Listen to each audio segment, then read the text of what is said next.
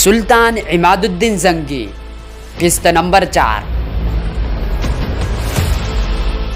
صلیبیوں کے خلاف کئی معرکوں میں عماد الدین زنگی نے اپنی شجاعت کا مظاہرہ کرتے ہوئے نامواری اور شہرت حاصل کر لیا تھا، اور اس کی اسی بہادری کی بدولت سلطان محمود سلجوقی نے عماد الدین کو اتابک کا خطاب دیتے ہوئے موصل کا حاکم مقرر کیا تھا۔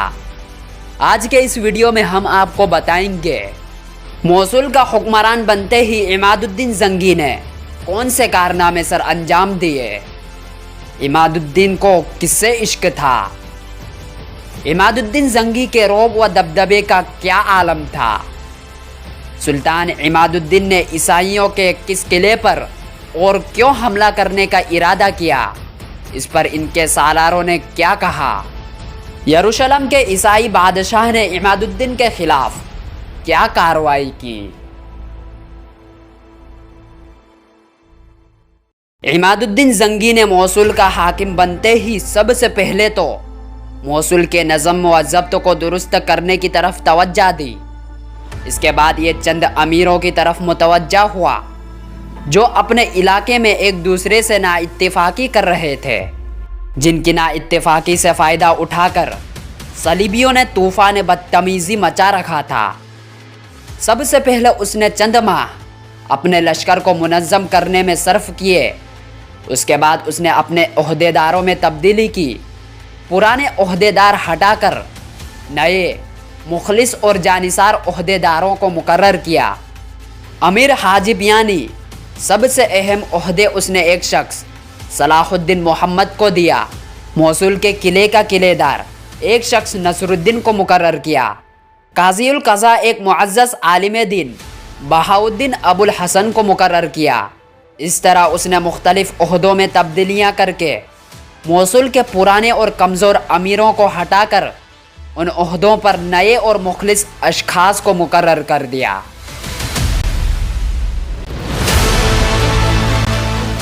کہتے ہیں کہ عماد الدین زنگی کی ذات میں اللہ تعالیٰ نے جس قدر غیرت دینی اور شجاعت ودیعت کی تھی وہ بہت کم اسلام کے فرزندوں کے حصے میں آئی تھی۔ اس کے جوش ایمانی کا یہ عالم تھا کہ وہ اپنے لشکریوں کو لڑاتے لڑاتے اپنے ساتھیوں کو پیچھے چھوڑ کر تنہا دشمن کی صفوں میں جا گھستا تھا اور اپنی شمشیر سے اکیلا ہی انہیں کاٹ کر رکھ دیتا تھا۔ اس کی بے مثال شجاعت اور بے خوفی نے دشمن کے لیے اسے ہوا بنا دیا تھا، اور اس کا نام سن کر صلیبیوں پر لرزہ طاری ہو جاتا تھا۔ اس کے دل میں اسلام پر مر مٹنے کی سچی تڑپ تھی۔ اسی تڑپ اور غیرت دینی نے اسے انتہائی برے حالت میں بھی صلیبیوں کی عظیم الشان طاقت سے ٹکرانے کے لیے سینہ سپرد کر دیا تھا۔ وہ چاہتا تو موصل کا حاکم بننے کے بعد دوسرے مسلمان امراء کی طرح اپنے علاقے پر مزے سے حکومت کر سکتا تھا،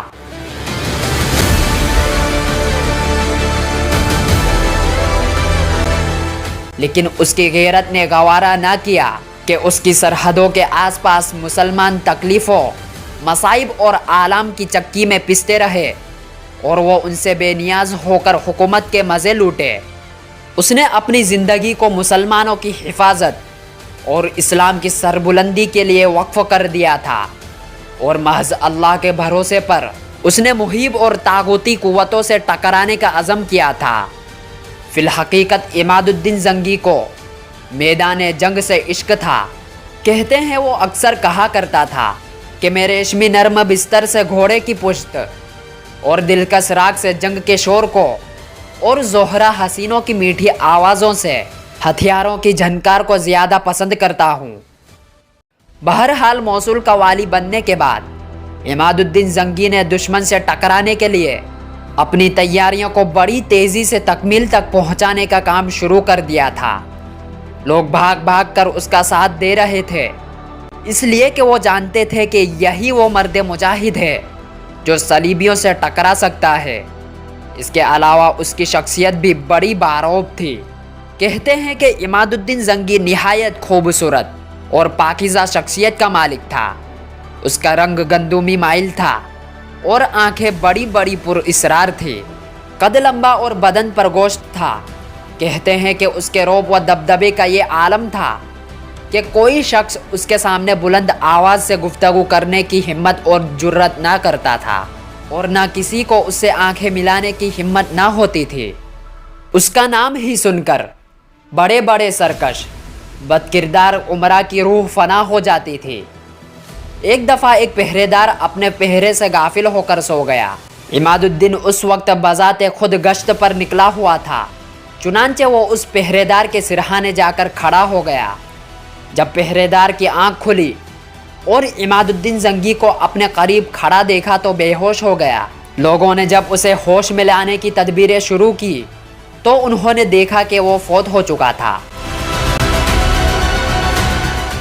سلطان عماد الدین زنگی کو 512 ہجری میں سلطان محمود نے موصول کا حاکم مقرر کیا تھا، اور اس سے صرف 1 سال پہلے اس کے ہاں اس کا بیٹا پیدا ہوا، جس کا نام اس نے نور الدین زنگی رکھا، جو اس کے بعد سلطان نور الدین زنگی کے نام سے مشہور ہوا۔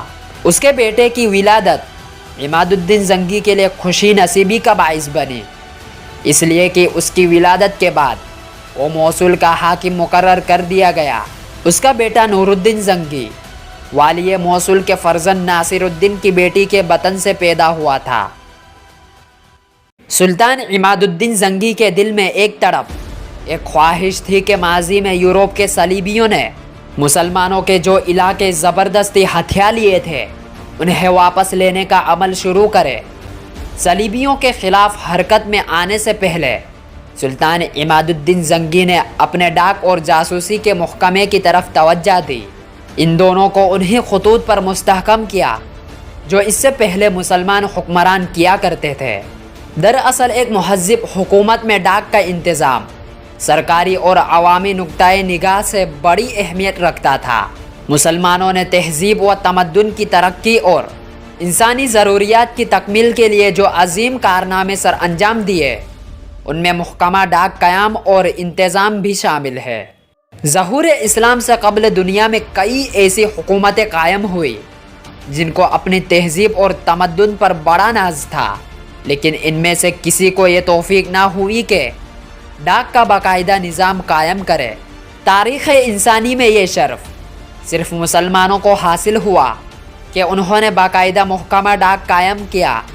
مسلمانوں کی یہ خدمت فی الواقع تہذیب انسانی پر بہت بڑا احسان ہے، جس کے بارگراں سے وہ کبھی سبکدوش نہیں ہو سکتی۔ بہرحال عماد الدین زنگی نے اپنے ڈاک اور جاسوسی کے محکمے کو اچھی طرح استوار اور منظم کرنے کے بعد اپنے کام کی ابتدا کی۔ سب سے پہلے صلیبیوں پر ضرب لگانے کے لیے اس نے 2 شہروں کا انتخاب کیا، ایک اثارب اور دوسرا حارب۔ اثارب کا شہر اور قلعہ حلب شہر سے 4 میل کے فاصلے پر انطاکیہ کی طرف جانے والی شاہراہ پر واقع تھا۔ یہ قلعہ صلیبیوں کا سب سے بڑا گڑھ تھا۔ حلب اور اس کے نواحی علاقوں کے مسلمان اثارب پر صلیبیوں کے قبضے کی وجہ سے سخت بے چارگی کی حالت میں تھے۔ ایک مسلمان مورخ ابن اسیر کا بیان ہے کہ اثارب پر عیسائیوں کے تسلط نے مسلمانوں کا گلا پکڑ رکھا تھا۔ انہی وجوہ کی بنا پر جب سلطان عماد الدین نے عیسائیوں کے شہر اثارب پر حملہ کرنے کا خیال ظاہر کیا تو اس کے بعد ساتھیوں اور سالاروں نے احتیاط کے طور پر سلطان کو اپنے ارادہ سے باز رکھنے کی کوشش کی، اس لیے کہ ان کا خیال تھا کہ قلعہ اثارب کی مضبوطی اور صلیبیوں کی زبردست قوت کے سامنے ان کی اپنی تعداد اور قوت بہت حقیر نظر آتی تھی۔ لیکن شیر دل عماد الدین زنگی نے ان کے مشورے کو رد کر دیا اور اثارب پر اس نے حملہ ور ہونے کا پختہ ارادہ کر لیا۔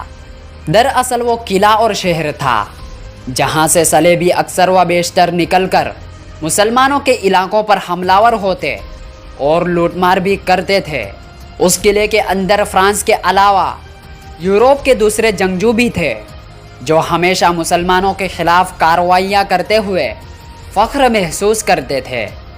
لہٰذا قلعہ اثارب ایک طرح سے مسلمانوں کے لیے خطرے کا باعث بنا ہوا تھا، اور اثارب کے قرب و جوار میں جو مسلمانوں کی آبادیاں تھیں وہ ہمیشہ اثارب کے عیسائیوں کی وجہ سے اذیت کا شکار رہتی تھی۔ چونکہ وہاں سے عیسائیوں کے مسلح دستے بار بار نکل کر مسلمانوں کے علاقوں پر حملہ آور ہو کر نہ صرف انہیں نقصان پہنچاتے بلکہ ان کے گھروں کو لوٹتے اور مال مویشی ہانک کر لے جاتے۔ سلطان عماد الدین زنگی عیسائیوں کو ان کے انہی کرتوتوں کی وجہ سے سزا دینا چاہتا تھا، لہٰذا جب اس حوالے سے اسے بتایا گیا کہ اثارب کے شہر کے اندر عیسائیوں کی ایک بہت بڑی طاقت و قوت ہے اور جس لشکر کے ساتھ سلطان عماد الدین زنگی اثارب پر حملہ آور ہونے کے لیے نکلنے کا ارادہ رکھتا ہے، اس لشکر سے کئی گنا بڑا لشکر اثارب میں موجود ہے جو مسلمانوں کے لیے نقصان کا باعث بن سکتا ہے، لیکن ان سارے خطرات کو پس پشت ڈالتے ہوئے سلطان عماد الدین زنگی اثارب پر حملہ آور ہونے کے اپنے ارادے کو تبدیل کر دینے پر رضامند نہ ہوا۔ جس وقت عماد الدین اثارب پر حملہ آور ہونے کی تیاری کر رہا تھا، اس کی ان تیاریوں کی خبر یروشلم بھی پہنچ گئی۔ اس وقت یروشلم میں بالڈون نام کا ایک شخص بادشاہ تھا اور یروشلم اس وقت عیسائیوں کے قبضے میں تھا۔ بالڈون کو جب خبر ہوئی کہ مسلمانوں کا یہ نیا بننے والا حاکم عماد الدین زنگی اثارب پر حملہ آور ہونے کا ارادہ کر رہا ہے، تو اس نے اپنے ایک خاص کونسل منعقد کی جس کا مقصد عماد الدین سے مؤثر طور پر نمٹنے کے لیے مختلف تجاویز پر غور و فکر کرنا تھا۔ عیسائی بادشاہ بالڈون کے اکثر امراء نے عماد الدین زنگی کے حملے کو کوئی خاص اہمیت نہ دی۔ ان میں سے کچھ نے اپنے بادشاہ بالڈون کو مشورہ دیا کہ ہمیں چپ چاپ خاموشی سے یروشلم میں بیٹھا رہنا چاہیے، اس لیے کہ اثارب ہمارا ایک انتہائی مضبوط قلعہ ہے اور اس میں ایک خاصا بڑا لشکر بھی ہے، اور مسلمانوں کا حاکم عماد الدین زنگی قلعے کو فتح کرنا تو بہت دور کی بات، قلعے کی مضبوط فصیل سے ٹکرا کر خود ناکام اور نامراد واپس چلے جانے پر مجبور ہو جائے گا۔ لیکن بالڈون کے ایک انتہائی جہاندیدہ اور عمر رسیدہ اور تجربے کار سردار نے یروشلم کے بادشاہ کو متنبہ کیا کہ عماد الدین وہی نوجوان ہے جسے اس سے پہلے لڑتے ہوئے عیسائیوں کے شہر تبریہ کے دروازے پر اپنا نیزہ جا مارا تھا، لہٰذا اس نوجوان کو جو اب موصل کا حاکم ہے حقیر نہیں سمجھنا چاہیے۔ اگر ہم ایسا کریں گے تو یہ ہماری طرف سے ایک بہت بڑی حماقت ہوگی۔ یروشلم کا بادشاہ اپنے اس ضعیف اور معمر سردار کے اتمبا پر انتہائی چوکنا ہو گیا اور صلیبیوں کی مدد کے لیے فوراً اس نے ایک زبردست لشکر تیار کر کے روانہ کر دیا۔